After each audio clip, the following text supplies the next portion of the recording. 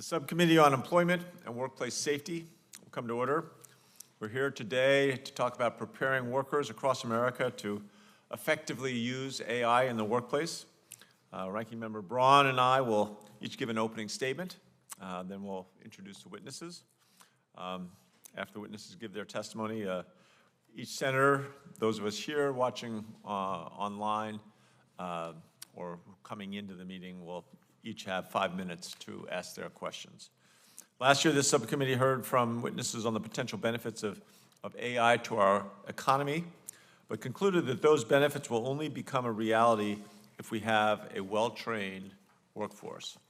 Since then, AI has only continued to explode with innovation and has remained at the forefront of conversations for both employers and workers as new applications of AI continue to transform the workplace. Unlike most previous technologies, like all previous technologies, previous technologies like personal computers or cell phones, they initially had substantial barriers that limited consumer access. AI already has achieved wide access. AI-powered applications are being used by students and workers and business owners all across the country. By some estimates, more than 60% of companies are exploring how to integrate some form of generative AI technology, even as we speak. Additionally, some workers already have their own subscriptions to AI applications and are using them to enhance their work, to accelerate their projects. Bottom line, AI clearly does have the potential to change how we all work. While some tasks may become more automated, the majority of jobs will use processes that employ in some form of collaboration between AI and human-run systems. Despite the clear interest in AI technologies from employers and workers alike, we have more work to do to create widely available AI literacy training opportunities to put everyone on an even playing field. The rapidly changing landscape in AI technologies is making some employees and even some industries hesitant to invest in comprehensive training opportunities. They're not sure if what they're training will be useful and remain relevant in a relatively short period of time. But we know that having a well-trained and informed workforce is really essential to making sure that AI is used responsibly and that both workers and businesses can reap the full benefits of the tools. For example, human talent is needed to evaluate outputs generated by AI for accuracy or to tailor AI-generated concepts into customized solutions that support their customers. AI literacy should also include an emphasis on methods to help workers identify AI-generated content versus human-generated content. AI literacy training is going to help empower employers to choose the safest applications for their workforce and make sure workers can give well-informed feedback about their experience with AI.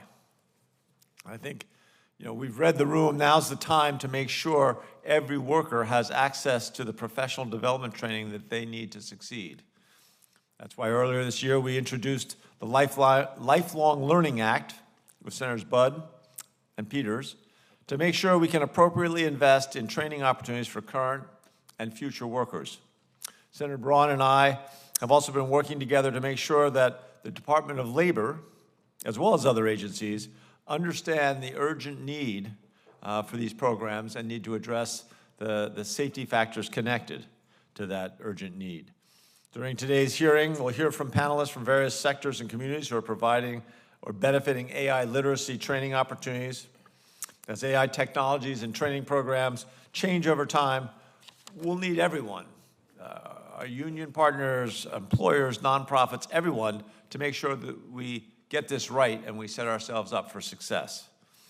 Before I yield to Senator Braun for his opening remarks, I'd like to enter into the record a statement from the AFL-CIO Technology Institute about the importance of these partnerships, the importance of workers' voices as we scale training opportunities. And with that, I'll turn it over to Ranking Member Braun for his opening remarks and to introduce our first witness. Thank you, Mr. Chairman. Thank you to the witnesses for being here today. Since our subcommittee's last hearing on this subject matter, AI technology has only advanced, its prevalence has only grown in the American workplace.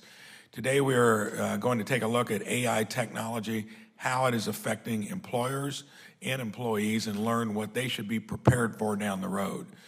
Prior to becoming a senator, I spent 37 years running a logistics and distribution company, and we poured technology into it.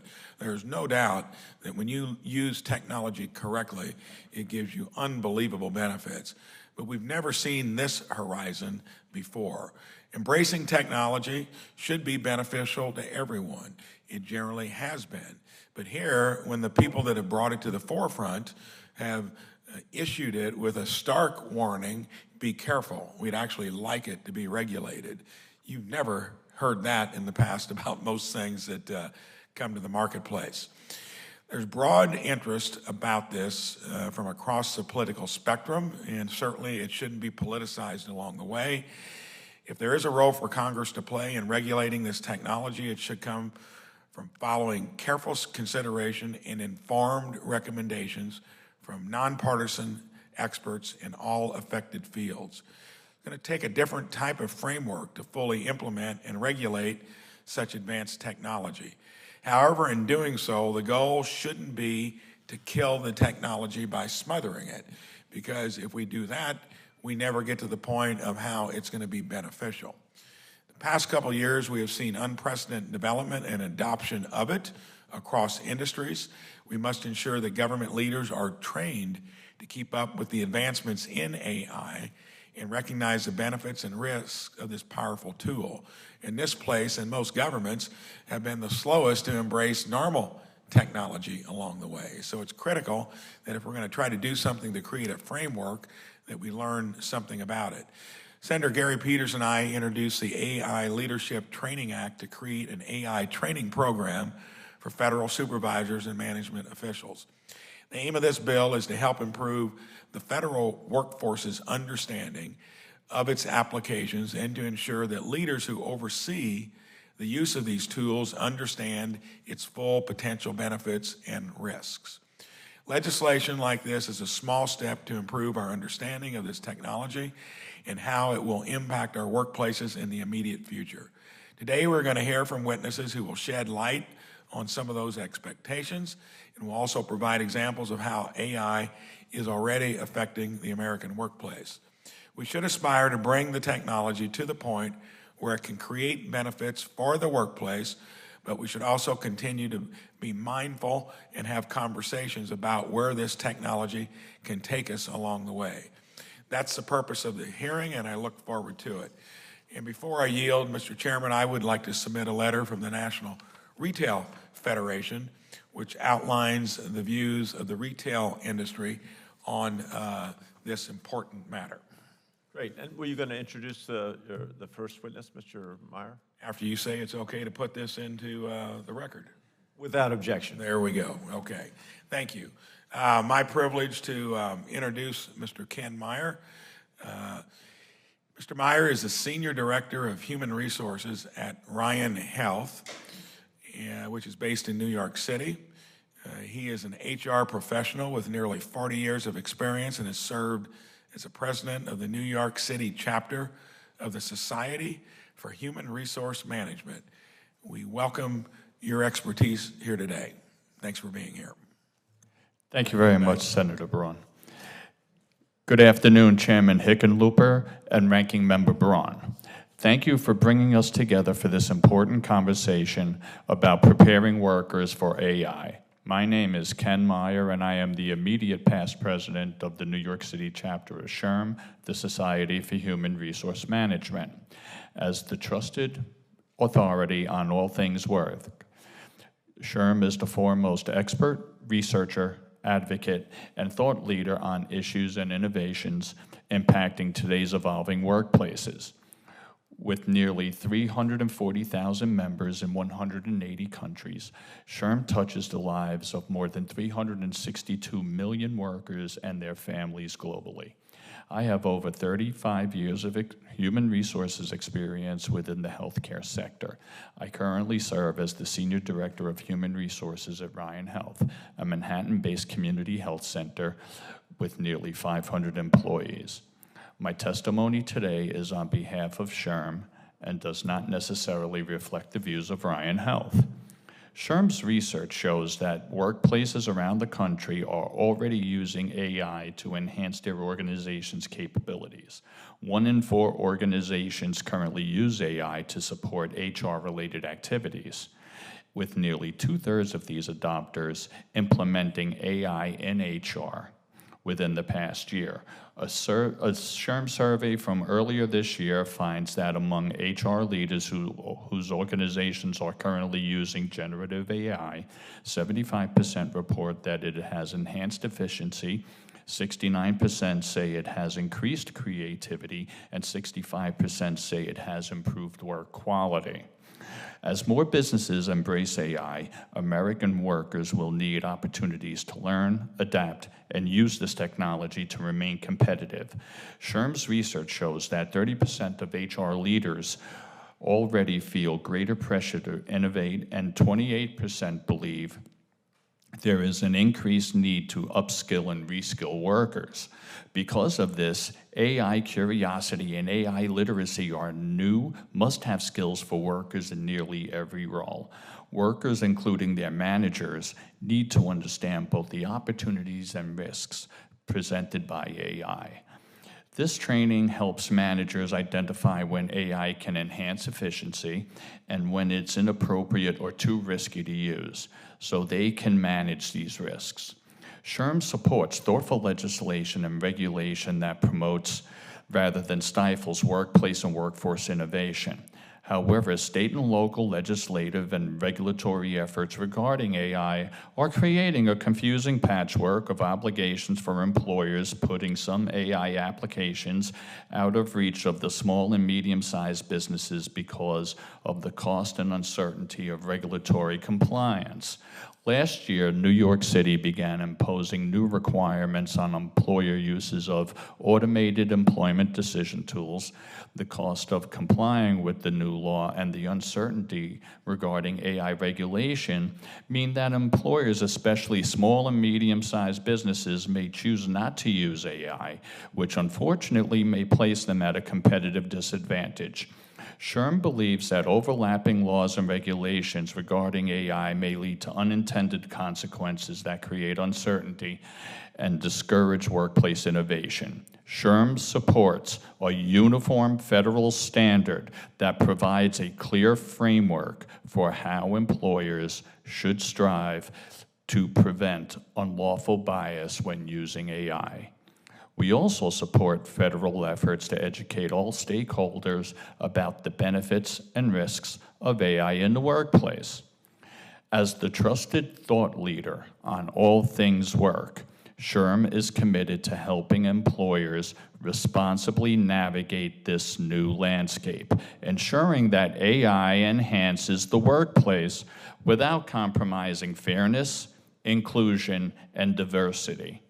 We also stand ready to provide Congress with our expertise on workplace issues to ensure that you are fully informed about the potential consequences of forthcoming public policy and legislative efforts.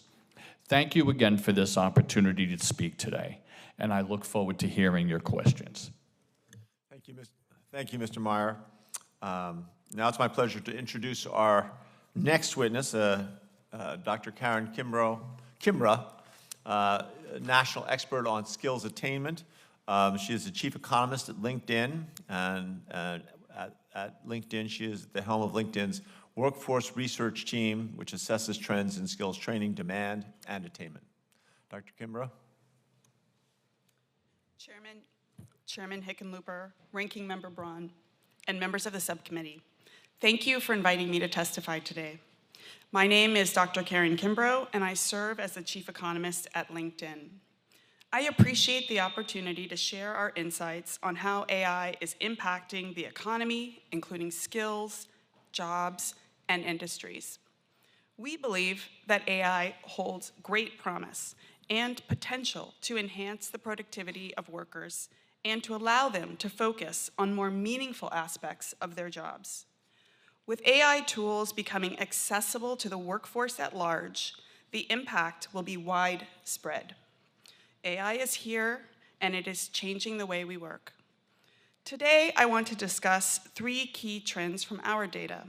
First, we are already seeing early influences of AI on jobs and skills. Second, employers are increasingly placing a premium on hiring and training AI talent. And third, workers are realizing the value and benefits of acquiring AI skills.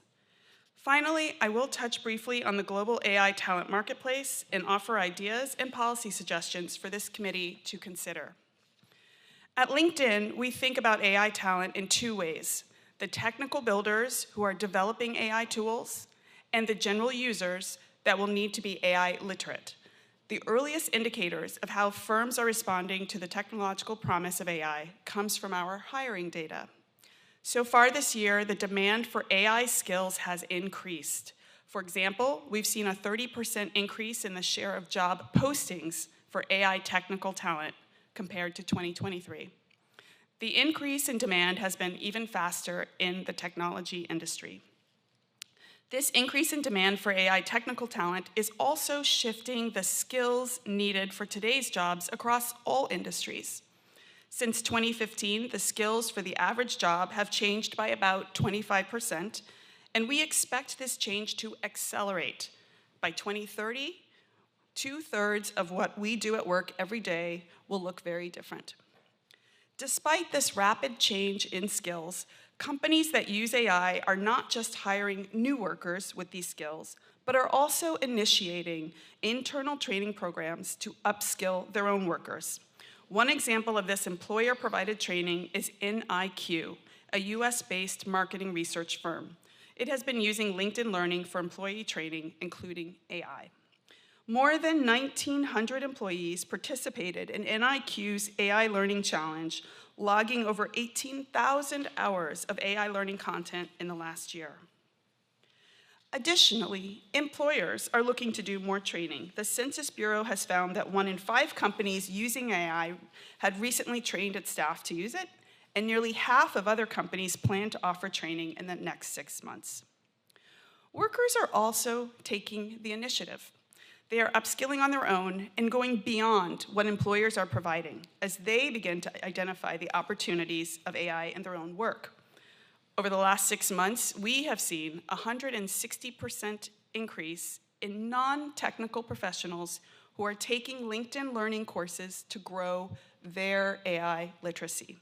These are workers in roles like project manager, architect, administrative assistant, and more than 500,000 learners have enrolled in our professional certificates for AI.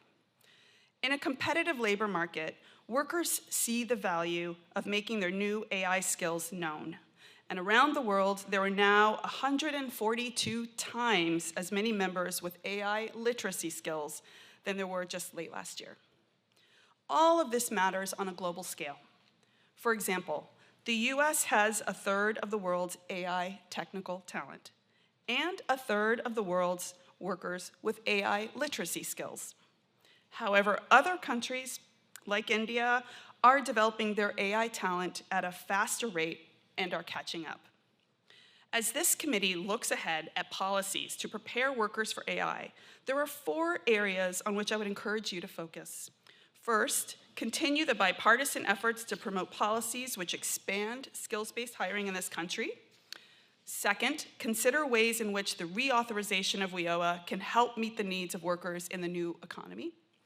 Third, support efforts to encourage and enable employers, specifically small businesses, to upskill their workers. And finally, ensure that federal labor data are able to capture the impact of AI on our nation's workforce accurately and in a timely manner, including by leveraging public-private partnerships. Thank you for this opportunity to share more about LinkedIn's insights, and I look forward to your questions. Thank you, Dr. Kimbrough. Now we'll hear from Mr. Cochran. Mr. Cochran serves as the Chief Executive Officer for AI EDU, I guess you'd say AI Edu, an education-based nonprofit that partners with education and technology experts across the country to provide AI literacy training for our educators. Mr. Cochran. Thank you. Good afternoon, members of the committee. I want to really appreciate the opportunity to testify today. My name is Alex Catron. I'm the CEO of the AI Education Project. We are a nonprofit, and our mission is to bring AI readiness to classrooms nationwide by empowering our teacher workforce. Today, I appear before you today to underscore the urgent need to massively expand investment in teacher training and professional development. We need to ensure that we're preparing students for the profound changes that are coming with the disruption that AI is going to bring to our society and indeed our workforce. AI EDU is a 501c3 nonprofit. We were founded 5 years ago, and we've been leading a national movement to advance AI readiness and AI literacy. We define AI literacy as the collection of skills and knowledge that a person needs to confidently understand, ethically use, and critically evaluate artificial intelligence in a world in which AI is becoming more and more ubiquitous. We define AI readiness as the durable skills and the competencies that students, teachers, and school systems are going to need in order to apply AI literacy. Our work is anchored on a sophisticated national grassroots operation, and we partner with some of the largest districts and education systems in the country. We stand at the dawn of a transformative era. The AI revolution is going to define the trajectory of an entire generation of students and workers, and it's going to fundamentally change the skills that they need to compete in that workforce. The urgency and the pace of this challenge is hard to overstate. Less than 2 years ago, large language models, or LLMs, were virtually non-existent, and today, hundreds of millions of people are using them every day, and we're starting to see meaningful applications that are resulting in significant impacts on the future of work. I'm going to highlight one example. Last month, Amazon CEO Andy Jassy shared that their AI coding assistant, Amazon Q, made eye-popping advances in replacing and augmenting the company's software engineers. They replaced the equivalent of 50 developer days for a very simple task, uploading a Java 17 application. In total, Jassy predicted that the tool has saved the equivalent of 4,500 developer years. And moreover, 80% of the code that it writes does not require any editing by humans. Research into the potential impacts of LLMs in the workforce suggests wide-ranging applications and displacement, concentrated in some of the most common knowledge work careers in the US. I think most concerning, the National Bureau of Economic Research has conducted a study that found that historically the pace of automation-driven jobs displacement, it doesn't happen gradually, but rather it happens in these acute bursts in the months following recessions. I fear that the next recession, whenever it comes, will be the moment that we must all truly face the music. So what do we do? Our organization has learned, in more than 5 years of working with educators and school leaders across the country, that there is no one-size-fits-all approach. We need to work state by state, and in many cases, district by district, to create models that scale and massively invest in our teacher workforce. We've also leveraged partnerships with state agencies, school districts, and community organizations, all with the goal of building capacity amongst the teachers, the administrators, and the systems that support them to build the capacity and the competencies that they need to actually deliver and build the skills that ultimately students and workers are going to need. Our research underscores the urgency. What we found is that 72% of teachers, when surveyed, report only being moderately comfortable with AI at best. For our country to build a base of new skills, we need to significantly decrease that number rather. The goal of our education system must be to include an expanded focus on durable skills. We have to focus on critical thinking, communication, collaboration, resilience, adaptability, and digital citizenship. And these are best developed through live, engaging classroom activities facilitated by real educators. We believe that a range of AI competencies must be widely understood and achieved in our education system. And these include knowing the basics of AI, yes, but also being able to understand when to use AI and when to bring in and leverage the human advantage. In terms of recommendations, we really need to push forward a coordinated and concerted effort at the national, state, regional, and local levels to elevate the conversation and push for action around the skills and training for both teachers and students, and indeed our workers. Congress can create the right conditions, first and foremost, by routing more funds and creating the supports and the necessary investments, in particular to provide schools with resources for teacher training and professional development. Funding aside, the hyperlocal nature of this challenge demands a national movement to elevate the conversation about AI readiness. And I believe all of you sitting here today have the trust and influence at your disposal to champion this message both here in Washington and at home. I want to close by underscoring that while educators are understandably concerned about the implications of AI on their jobs, at AIEDU, we firmly believe that teachers are critical to helping students build the skills they need to succeed. Put simply, our teachers are at the very heart of any solution to the future of work. Thank you, and I look forward to your questions. Thank you, Mr. Cauchon. Finally, we have Mr. Denzel Wilson. Mr. Wilson serves as the Grassroots Community Manager for Seed AI, where he leads efforts to facilitate community-based AI literacy training through a coalition of corporate and higher education partners. Mr. Wilson? Thank you to Chairman Hickenlooper, Ranking Member Braun, and members of the subcommittee. Thank you for inviting me to testify today. My name is Denzel Wilson. I'm the Grassroots Program Manager for Seed AI. I'm grateful for the opportunity to speak on this critically important topic of preparing the American workforce for AI. Seed AI is a nonpartisan, nonprofit organization working at the forefront of AI policy and governance. We work with policymakers, scientists, academics, and the private sector to design policies, programs, and tools to ensure AI benefits all Americans. Today's topic is a personal one for me because I grew up in Kankakee, Illinois, a county right outside of Chicago, where opportunities were scarce and career options were limited. After graduating high school, I faced several obstacles, including being laid off during the COVID-19 pandemic. That led me on an unexpected path. This setback sparked a pivotal career change. So in the fall of 2020, I decided to pursue my interest in AI by joining the AI program at Houston Community College. My efforts culminated in becoming the first graduate of HCC's Associates in Applied AI degree, a first not just for the college, but for the entire state of Texas. This experience paved the way for my current role at Seed AI, which I joined in 2023. Our goal with grassroots work at Seed AI is to turn AI anxiety into intrigue and turn that intrigue into opportunity. This work has revealed key lessons that can help prepare the American workforce for AI.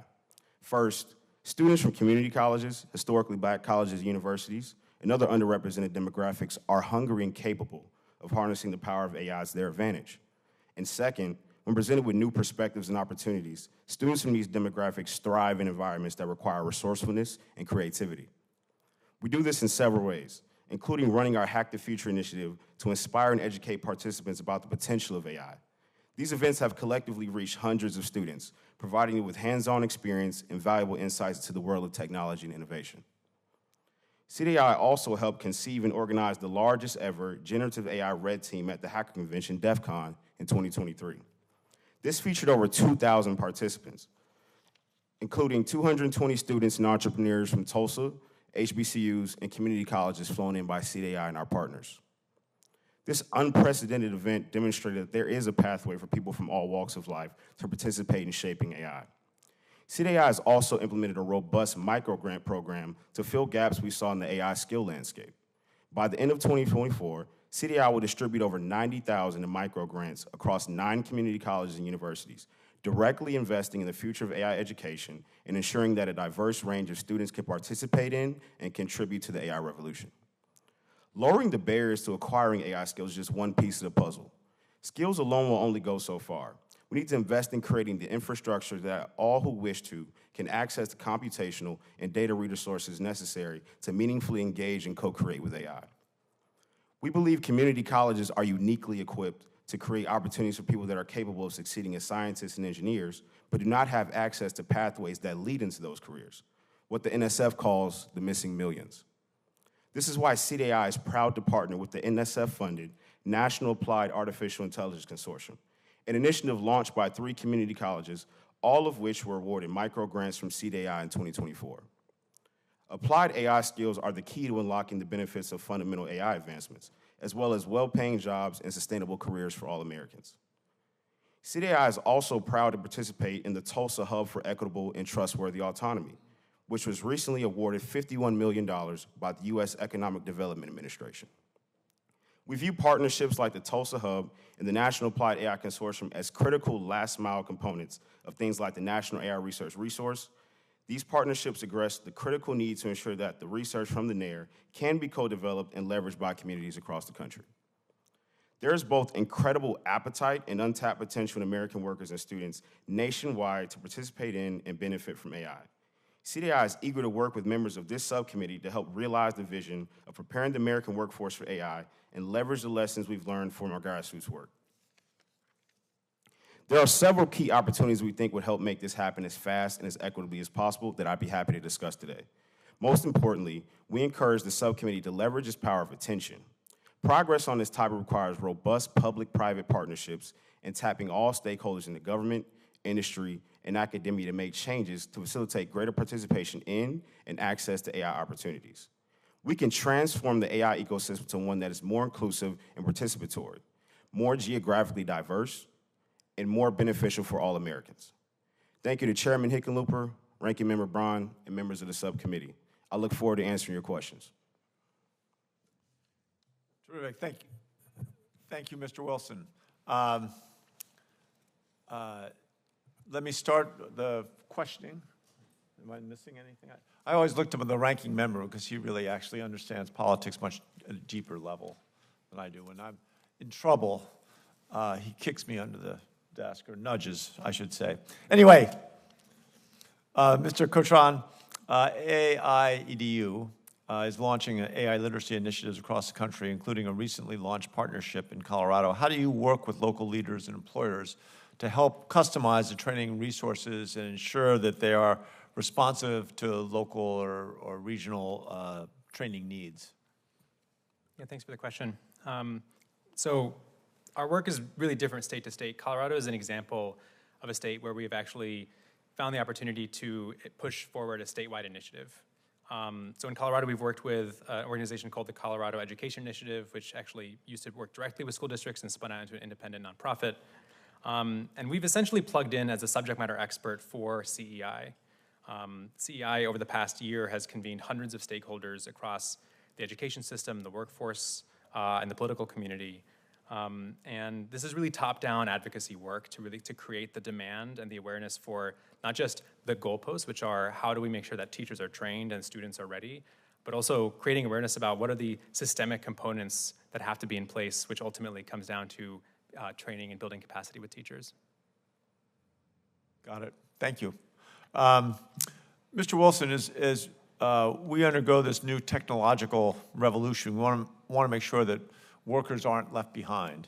How do you think that federal government can best position training resources to make sure that they reach traditionally underserved workers, including those in rural communities, those who might speak different languages, those completely outside the technology industry?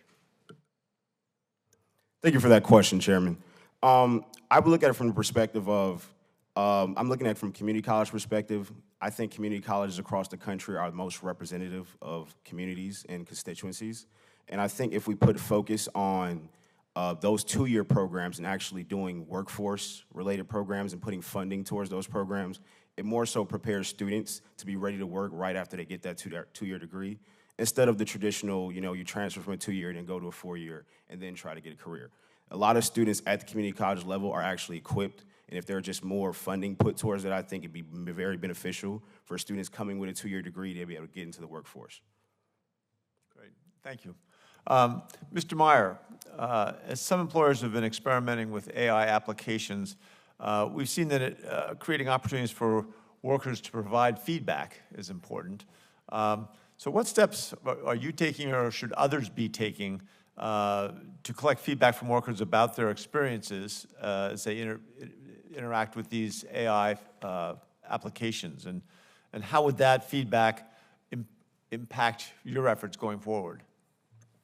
Thank you very much for the question, Senator Hickenlooper. First of all, employers, as most of them are doing right now, need to have their open door policies for their employees to come in and their workers to come in to tell them, like, this is what my experience has been, and this, because employers then should take that feedback and use it to improve the employee experience. Because, just from a personal standpoint, as far as I see, the biggest value for AI is for people and organizations to focus on what is really important. The WRI, what's really important. Whatever your what's really important is, or whatever organization you're at, using AI and having people who can use it will give those individuals the time, the organizations the time to focus on their WRI, what's really important. And you're never going to know what's really important unless you're speaking to your people. Great, thank you. Dr. Kimbrough, we know that AI has the potential to impact workers across all industries, all levels of experience. What are some of the most in-demand technical and non-technical AI skills being sought out by employers, and does LinkedIn's data mirror training participation for those skill sets? Or those workers across industries, are they seeking out such training opportunities, and are there perhaps some industries that are more engaged in training than others? Let's say it nicely. Thank you, Chair Hickenlooper. I would say that in terms of the most in-demand skills that we see both for like technical talent and non-technical talent, starting with technical, it's very clearly things like generative AI, machine learning, generative neural networks. Things like that are highly technical, and these are used by engineers who are forming and building these models and training them. The non-technical AI skills for the average person who wants to build their literacy is more around use of tools in the workplace or at home. It could be things like Copilot or ChatGPT. So just basic applications. But if you go broadly and you say, what is LinkedIn doing? And I think that was the other part of your question, is how do we think about what we see in our data? There are industries that are adopting it more quickly than others. We do see industries such as retail, administrative, and administrative services, and also, I would say, actually, think about things like even in hotels, accommodation, restaurants, they are all starting to adopt generative AI tools. Interesting. All right, I'm going to turn it out of my 5 minutes, but I'll be back. We get to have second rounds, I suspect. Senator Braun. Thank you, Mr. Chairman. Mr. Meyer,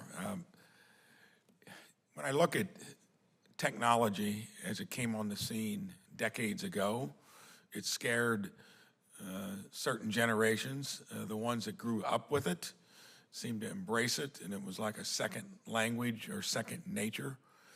When you compare that to AI currently, talk a little bit about the generational difference. In other words, kids that have grown up with technology, do they view AI as just a new horizon? And for the folks that didn't grow up with it, how do you explain this to them? And you're right, it is. It's you know, some of this stuff can be, in fact, really scary. I'm just thinking about, you know, when my mom had to use a computer for the first time when she was working in healthcare. And because that's how I got my job in healthcare, just like a lot of people do. Their mother or father worked in healthcare, and that's where you wound up. But I have to tell you, I think people are excited about this technology. And something to think about, the most amazing thing about AI is that we look at it today, and this is the worst it's ever going to be. It's only going to get better from here, and it's only going to get more advanced from here. So when we're looking at it now, and like 3 or 5 years down the road, it could be completely different. But you're right, we've been dealing with multi-generational workforces in HR for the last 2 decades. And this is certainly something that we are going to have to focus on to alleviate people's anxiety when it comes to HI for those who may not be as tech savvy. But also on the flip side of that, it's also a great reverse mentorship opportunity for organizations where you have younger generations in the workforce actually mentoring older generations in the workforce. It's actually pretty cool to think about stuff like that going on. And that's something where we at SHRM and my colleagues who are in the HR profession, we've been dealing with this for the last, like I said, definitely for the last 2 decades. And a lot of us are looking forward to the opportunity. Thank you. Mr. Wilson, would you want to weigh in on that as well, with emphasis especially on the generation that is still trying to learn technology that's been thrown in their lap that didn't grow up with it? Yes, sir. Great question, Senator. From my perspective, I grew up in the generation with technology, obviously. So this isn't really a new phenomenon. You know, we grew up watching many robotic movies and AI taking over the world. So it's kind of something we've been primed for. Whereas my parents and, my uncle's generation, they kind of were more uneasy about it. And I think that's where the AI anxiety portion that I talked about previously comes in, because we know there's a lot of anxiety around, what the possibilities of AI are. So I think it's important that both parties, all age groups, all generations, get a clear understanding and foundational knowledge of how AI can be beneficial, but also the risks. And I think just with the older generation, we may have to push that message a little more, just because it's something they're not used to. But I do think that message needs to be consistent so we can get to the intrigue portion where people aren't so afraid of what AI can do. Thank you. Dr. Kimbrough, recently we've seen some states, localities attempt to implement policy in the AI space. New York City enacted a law regulating employers' use of automated employment decision tools in hiring and promotions, requiring employers to audit their HR technology systems for bias and publish the results. In California, the governor signed an executive order that directs state agencies to adopt a proactive approach to AI regulation and to leverage the state's procurement power to promote so-called trustworthy AI principles. Are we at the point where we know what trustworthy AI principles are? And based upon what you've seen early out of the gate, what do you think of actions like we've seen here in New York and California? Thank you, Ranking Member Braun. Well, I would say, from my perspective as an economist at LinkedIn, I think we're all searching to commit ourselves to an area where we have the most responsible AI principles. At LinkedIn, this is exactly how we operate. We seek, for example, which is what I can speak to, we seek to put our members first. So where we can uphold trust, where we can promote fairness and inclusion, where we can be extremely transparent, those are the kinds of principles that we adhere to in our own work at LinkedIn, to put members first and kind of create this vision of inclusion. And I think it also empowers people when they understand how it's being used. They feel more empowered, and there's more trust there. Thank you. Thank you. And Mr. Coutron, so much of this arena is a competition with other places that will find a way to use it more productively, or on the other side of the spectrum, maybe come at you with it from a less wholesome point of view. What do you worry about?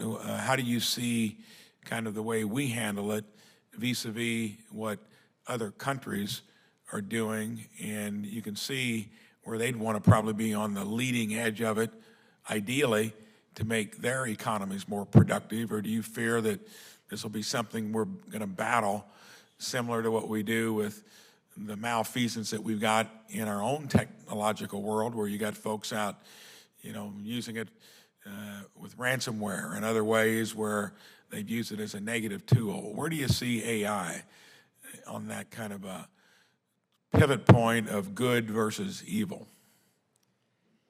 Yeah, I think, you mentioned I saved the best question, I think, for you, okay? Thank you, Senator.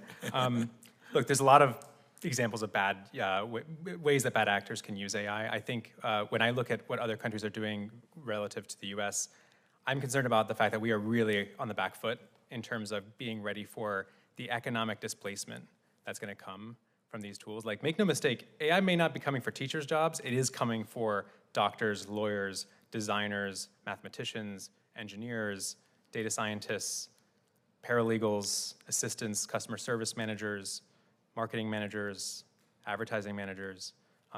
These were all careers that the University of Pennsylvania and OpenAI identified as being nearly fully exposed to large language models over the next 5 years.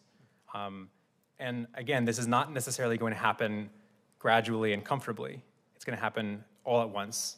If you are a company with $5 billion in in revenues, your revenues are down, your profits are down $1 billion in the middle of a recession, and your margin's 20%, you can increase sales by $5 billion, or you can cut costs by $1 billion.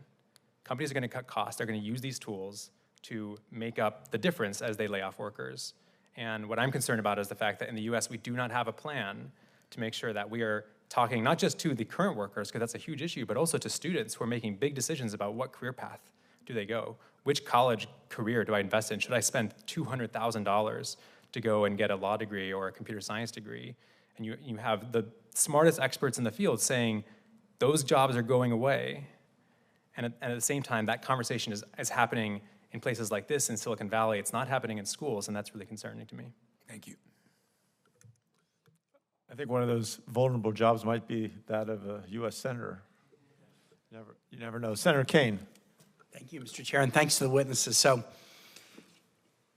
if I'm a 30-year-old Virginian watching this, I should become AI literate. I should improve my employability and future career by gathering skills. But it's not just about getting skills, it's about getting skills that come with a credential, whereas if I move to Virginia, to Vermont, or to Vegas, I'm bringing a skill, but I'm also bringing a credential that an employer will recognize, okay, yeah, you've got the skill.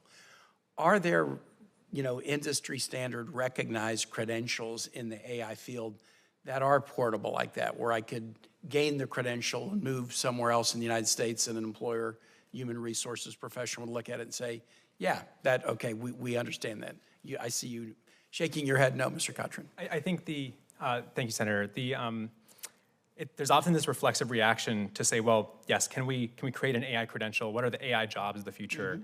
And when you talk to folks, some people say, well, prompt engineer is the job of the future. And to me, that's as ludicrous as going back to 1998 and saying a Google search engineer is going to be a job of the future. Right. We do not know what the jobs of the future are. If you're 30, the real question is, how are you going to build the soft skills, the critical thinking, the ability to work in teams collaboratively? You called those durable skills in your opening testimony. I like that better than soft skills.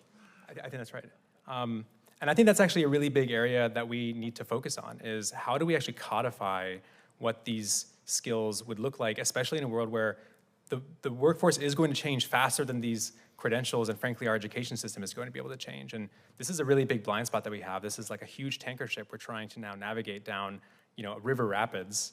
And the best answer that I can come up with is the teachers, the professors, the schools, the folks who are really thinking about training our teams, they are on the front lines.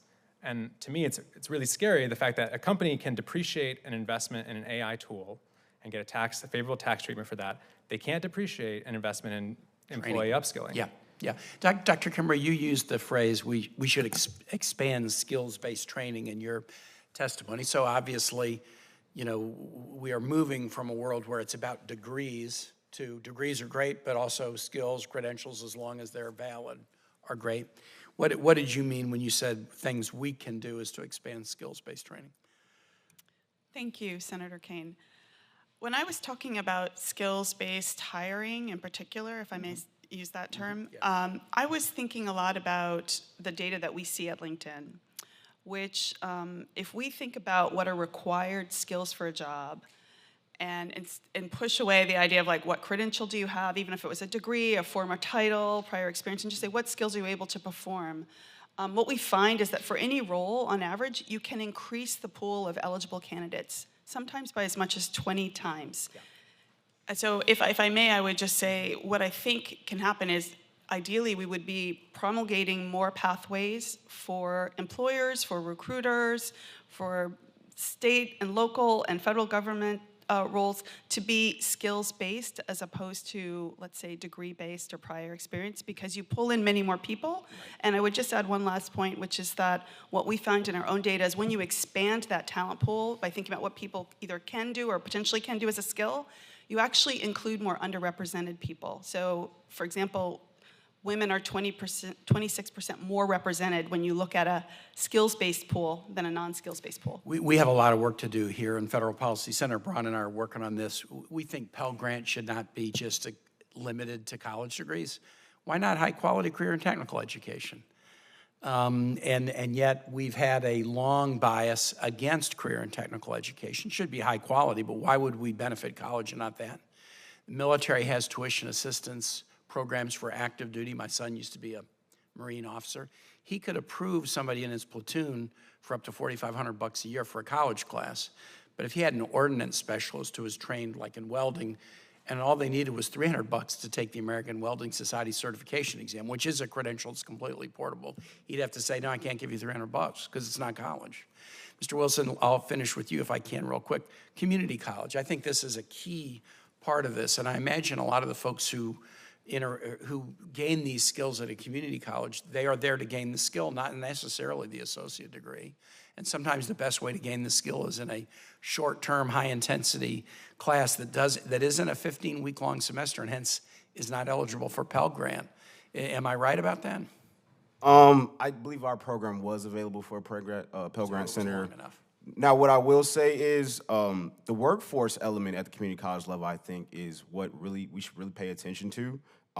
It's a 2-year format where you are actually working on what you're going to be doing once you graduate instead of taking that first 2 years to do general education classes. You're actually doing the hands-on work, and that's why the applied degree comes into play, because you've actually applied the skills to something, whether it's in your last class, that you have to take, or whether it's an internship you got to do over the summer. You've actually experienced that, and you're more equipped to actually get into the workforce. And I think if we pay attention to these degree programs, there are a lot of community colleges around the country. Houston Community College is a great example. Miami-Dade College, Chandler-Gilbert Community College. These are community colleges that took the initiative to start AI workforce programs at their school.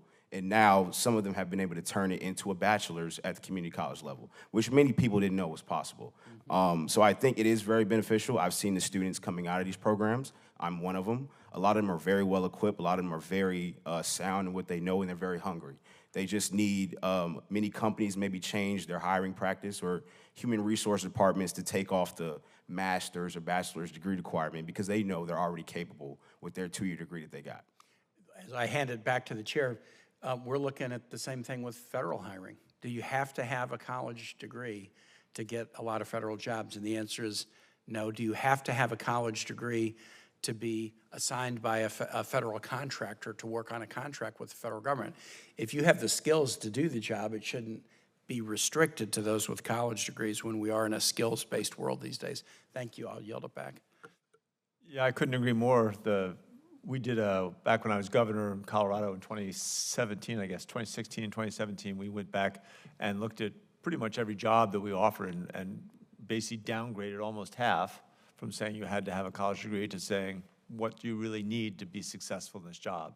And oftentimes we'd put the college degree in there because it was part of that emblem of achievement that made people feel that the person was responsible and a good worker in some way, whereas that really was no reflection of the skills necessary for that job. And I think that's a good point, obviously. Senator Budd.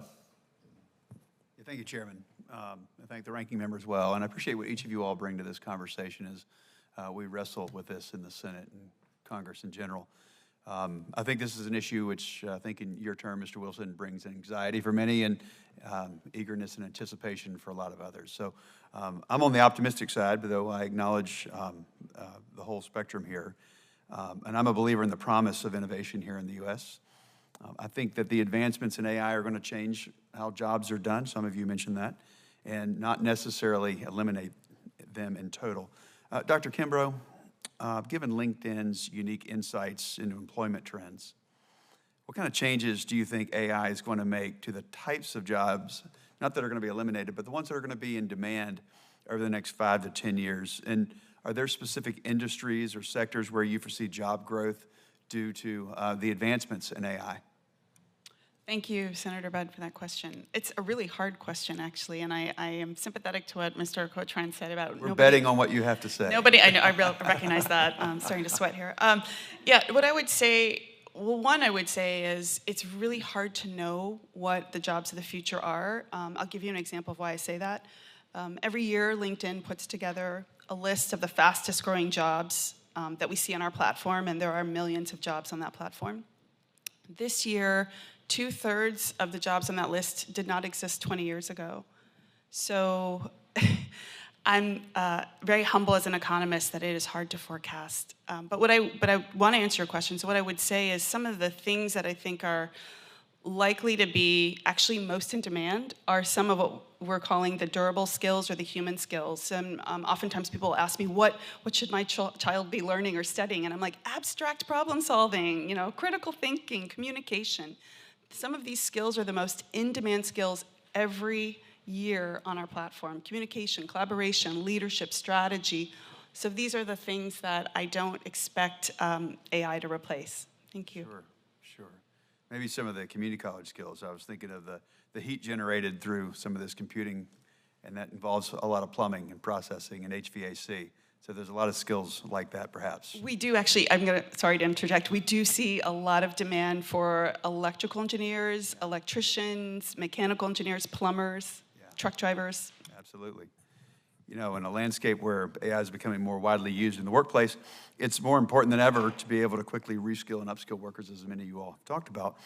That's why I introduced both the Pell Act and the Employer-Directed Skills Act.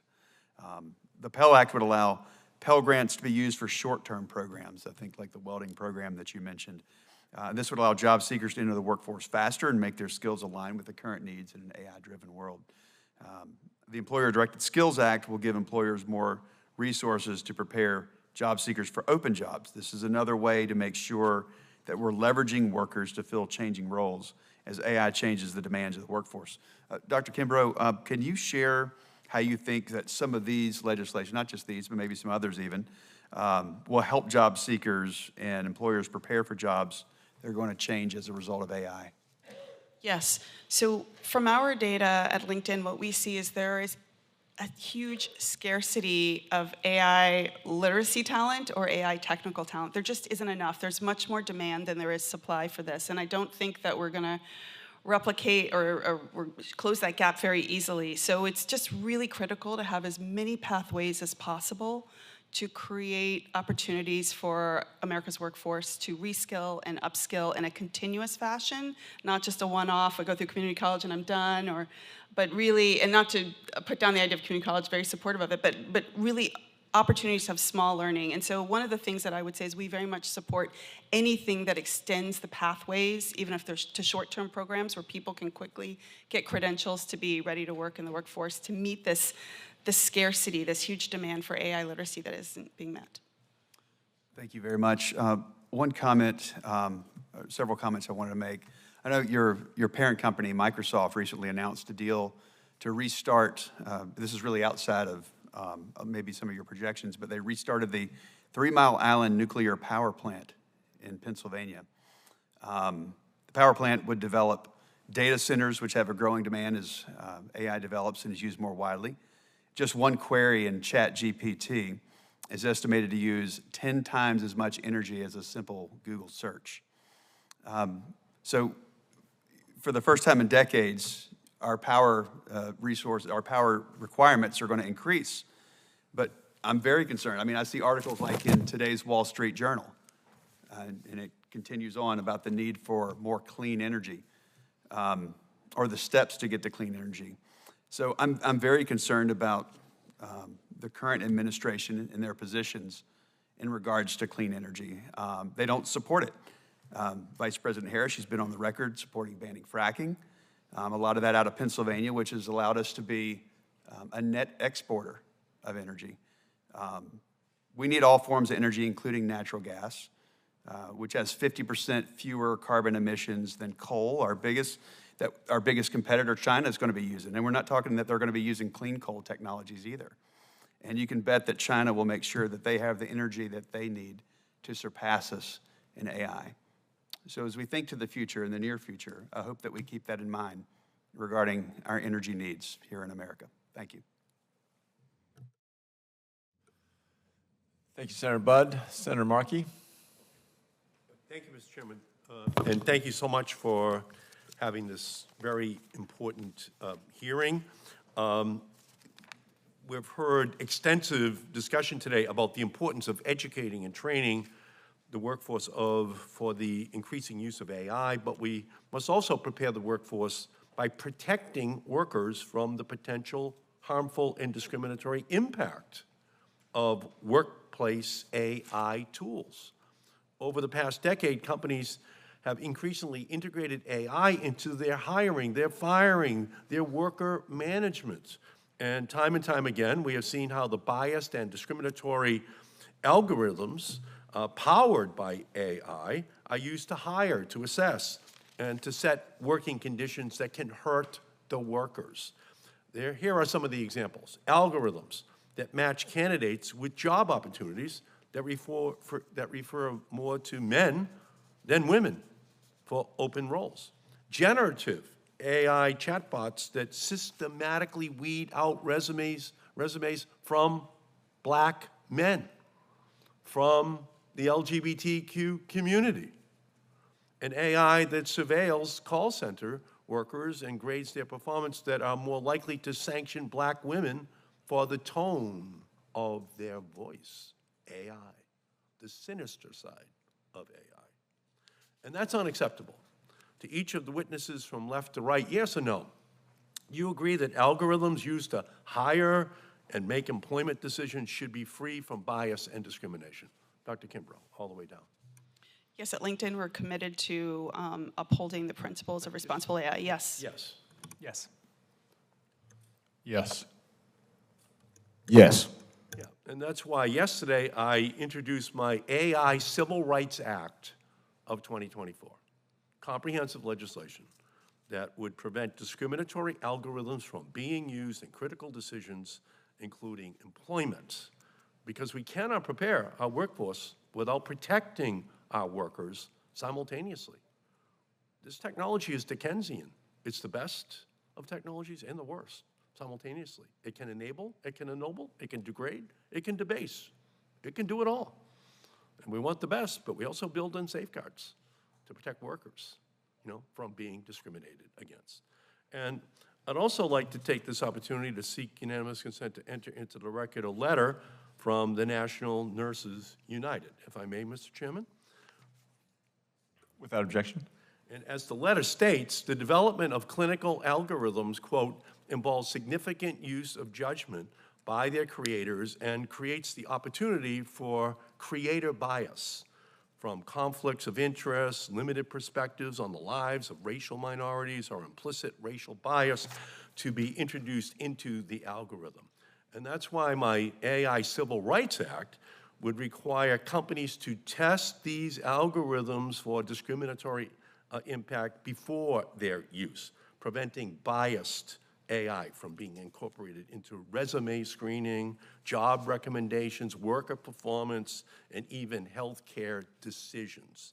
Make no mistake, we can have an AI revolution while also protecting the civil rights and liberties of everyday Americans. We can support innovation without supercharging bias and discrimination in our society, and we can prepare workers while safeguarding their rights. And I might also add, while talking about the fact that a chat GPT search consumes 10 times more electricity than a Google search, yeah, we're going to need more electricity in our society. But the industry is going to have to build in more efficiency into their AI technologies. They're promising to find the cure for cancer. Well, let's figure out how to make the industry more efficient. Can't be having a search consume 10 times as much energy as a Google search. Do that work. Use AI, I guess, because you're promising to find the cure for cancer. How about finding a way to do all this much more efficiently? What are the algorithms you're using to do that? And in addition, it's very disheartening for Donald Trump to promise to repeal the IRA, to repeal the wind and solar and battery storage technology subsidies that are transforming our country, which can make the use of electricity much more benign in terms of greenhouse gases. So he did say to the natural gas industry, if they give him $1 billion, he'll repeal the IRA. Well, that's the way in which we can make AI compatible with the climate goals that we have simultaneously. And I just I heard an earlier comment, and I just throw that in, that we just can't say it's going to be coal and natural gas, because we know that we have a renewable revolution that's also happening, and we can't stop that. We can't slow it down. We have to make sure that we move forward. Thank you, Mr. Chairman, very much. Thank you. Senator Casey. I have nothing for today. We can go ahead. Senator Braun, you has to run. Do you have additional questions? Yeah, I'm going to, since we didn't pass into another question, I want to go back to the original or the ending conversation we had. Geopolitical competition, to me, is so important, and we are at that kind of point in time where there's so many things at stake, and we've got this new, and I think the point has been made, we're going to see what opportunities and challenges are created by it. For anyone that would have a view on it, I'd like to know what areas of commerce, industry, and then what countries have gotten out fastest using this. And has there been any malicious use of it to date, or has it all been beneficial? I mean, because we watch this, we hear about it. Do you keep track of it? Who has been out on the leading edge, either in an economy, a country, or a sector of commerce or industry? We can start over here, Dr. Kimbrough. Yeah, so I really can only speak to the kind of data that we see on our platform at LinkedIn, so I'm really speaking about talent trends here. But in terms of building up capacity for skilling, I would give one example, which I think is a very interesting one, perhaps not scalable for the US, where in Singapore, for example, there's been, the government has actually provided training funding for every single citizen of Singapore so they can upskill in AI. Now that's a smaller country than the US, but that's one example. Another example I would just point to is we see very fast growth in AI literacy and technical skills in countries like India and Israel. And so there are a range of places where the technical training is just growing much quicker than it is in the US. They're already ahead of us. Well, I would say the US has the most, in terms of level, the US is very competitive. We have a third of the AI technical workers in the US are here, and a third of the AI literacy skills are in workers in the US. So we have quite a bit, but the growth is faster in other countries. Mr. Kujan. Yeah, I mean, really, I mean, this is a game between the U.S. and China. I think we're still, as far as I understand, we're still in the lead. Although what we're seeing from China is interesting. One of the things that they just have an advantage over us is with respect to the actual regulation of the technology. One of the things that they recently announced is a requirement for AI-generated images to be tagged as such. And this is happening at a time when in the U.S. there's been rampant issues of students making use of nudification apps, which are basically AI apps that can take an image of somebody and declothe them. And this is happening in high schools all over the country. And the companies are based in places like Belarus. So we don't have the ability to shut these companies down. In the U.S. and in the West in general, we are hampered by the democratic system and the fact that we have to sort of iteratively build the regulations around as the technology evolves. There's advantages and disadvantages to that. Mr. Meyer. Okay, I don't have any intimate knowledge of your question. However, I do say at SHRM, one of the things we believe in is AI, artificial intelligence, plus HI, human intelligence, equals ROI, return on investment. So I think we are ahead, but I think other folks are catching up. And I think it's really important. But one of the things is and I just want to add this, is that when it comes to catching up or staying ahead, one of the great things about AI is the individuals have the ability through AI to exercise a lot more of their own ownership over their own professional development. And I think that's the really amazing thing about HI, is that you can really own your own development. And that's how organizations and individuals will be growing with this technology. So, Mr. Wilson. Yeah, thank you for that question, Ranking Member Braun. I don't have any information in front of me today to really give you a solid answer. What I would like to follow up with your office with some more information later. Thank you. So if he leaves, then I've got you all to myself. This is every senator's dream. I thought it would be interesting, and I won't keep you too long, I promise. But I think that this notion of where do we get our standards? How do we codify? What's the appropriate way to do this? It ties back into that, a little bit, that disadvantage that we have compared to totalitarian countries where they could just decide that everything's going to be somehow watermarked or there'll be transparency on what is and what is not AI. Personally, I think that's should be one of our absolute imperatives with the greatest sense of urgency. But I'd love to hear each of you just talk about where do you think, how should we go about finding the standards, the guidelines for this? And Dr. Kimbrough, I was also going to ask you, just because I'm so out of touch, how big is LinkedIn? How many members do you were talking about your members. How many members do you have? So worldwide, LinkedIn has over 1 billion members. They are not all online at the same time. But yeah, we have over 1 billion members. In the US, it's just about 200 million. Gosh, talk about energy usage. Anyway, so what's your slant on this notion of how do we codify standards? Where do we get standards and how do we codify them? You know, Chair Hickenlooper, I'm a macroeconomist, so I'm not gonna, I don't want to wiggle out of the answer, but what I'm an out-of-work geologist, and they expect me to have an opinion on these things. I'm sure you're way smarter than I am. What I would say is, I think that where we stand at LinkedIn is really thinking about how do we embrace accountability for what we do? How do we ensure that we are transparent about what we do? How do we make sure we put our member first, which is paramount for us? And starting with those kinds of principles, everything we build, every design choice we make is around ensuring that we are providing value to the member first and protecting them. Great. Mr. Catron?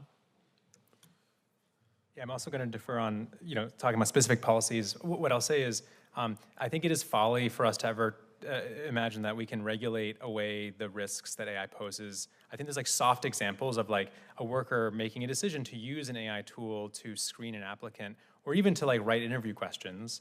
And it'll be very hard for us to really think about what would it even look like to have regulation that completely blocks that. And then there's also logistically things like a watermark, a digital watermark. I mean, it just may be impossible for us to truly block all the companies that are going to provide people with the ability to create AI images, because many of them will be overseas and out of jurisdiction. But I will say that whatever the standards are, you have to have an informed and educated populace, and we have to actually build social norms. And the same, the social norm, nobody has their phones out on the table, and that's something that you go to dinner, people don't sit and that you turn your phone over. I think there needs to be a norm where someone shows you an AI-generated image of somebody, and you almost respond aghast, oh my God, did you ask permission to create their image? And I think right now we haven't really quite figured out what is the role of, even just sort of these social norms or these soft standards, let alone the hard ones. Yeah, although those norms are dependent upon somehow some standards, some regulations in place, and we know we're not going to get to everybody who runs a stop sign, right, or slides through a yellow light, or runs a red light, right? But we still have those regulations, and so if we had watermarks, certainly we're not going to get everybody. But once you set the rules, you're going to get 98%, and you'll at least have an avenue to go after the people that abuse the system. If I may, so I actually started my career in AI, working on AI ethics and governance, and we worked with NIST on how do you set standards for the use of AI in the legal system. Well, just parrot back some of that stuff. Come on. Well, so what I would say is, you attend any conversation about AI ethics, and you're going to hear the same things. You're going to hear algorithmic bias is something that we need to deal with. You're going to hear about how to make sure there's a human in the loop. And I've heard this rhetoric for now, 6, 7, 8 years. And so none of this is new. I mean, we actually know, roughly speaking, what what we need to aim towards. Now, there's like very tactical, practical policy questions of, do we create laws and enforcement mechanisms? And if not, then I think we have to answer the question of like, well, what are the other incentives that we can create, whether it's for businesses or otherwise? But I just don't know that we can, I don't think business standards by themselves are sufficient. Right. Well, we can discuss that more fully later. Mr. Meyer, what's your sense on some of this notion of standards? I guess, the standards that are going to be set essentially are going to come from you, Senator Hickenlooper, and others like you. But here's the thing, and this is the most important thing. There needs to be a balance between responsible use, and responsible use should be paramount. These tools need to be developed, they need to be used without bias, and they need to be developed and they need to be used without hallucinations. Those are the two big things. However, we also need to not have rules in order that eliminates the use of this technology from employers and organizations like say, my community health center. For every dollar we spend on new technology, that's a dollar that we're taking away from patients. But we do understand we have to have a balance in our finances. But in New York City, layering on top and on top of the decision we make to spend the money on the technology, then to have to now spend the money on the auditing and all it is. Essentially, New York City made the decision for us not to use that technology. That's what happened, because it's just too darned expensive. And I think that there are over 1 million nonprofits in the entire country. 1 million. And many of these serve underserved communities.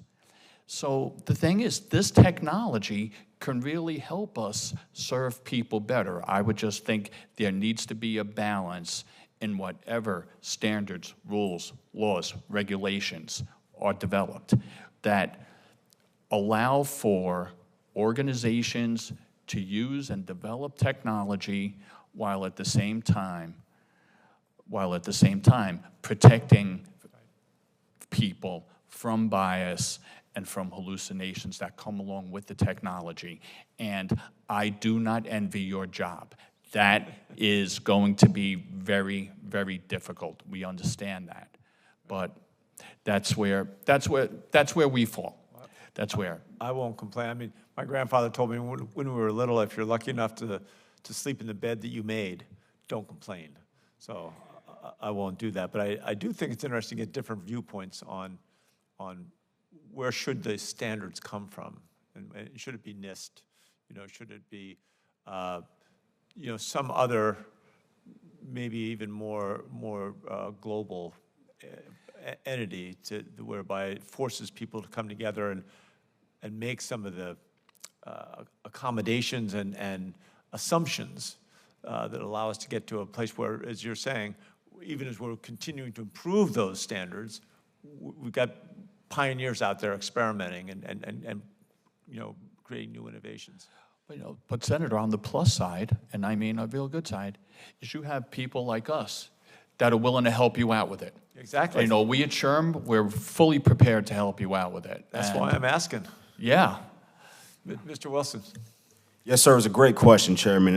Let me throw you a bone here. So CDAI strongly supports the NIST AI Risk Management Framework, as well as other entities like the AI Safety Institute and the National AI Research Resource.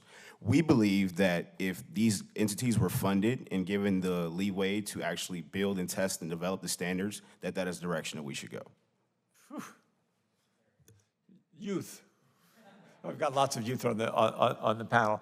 And Mr. Well, we didn't get a chance to get to it, but I thought your story in Houston of how you at the community college and how you kind of found a whole new avenue through. Why don't you tell a little bit of your story?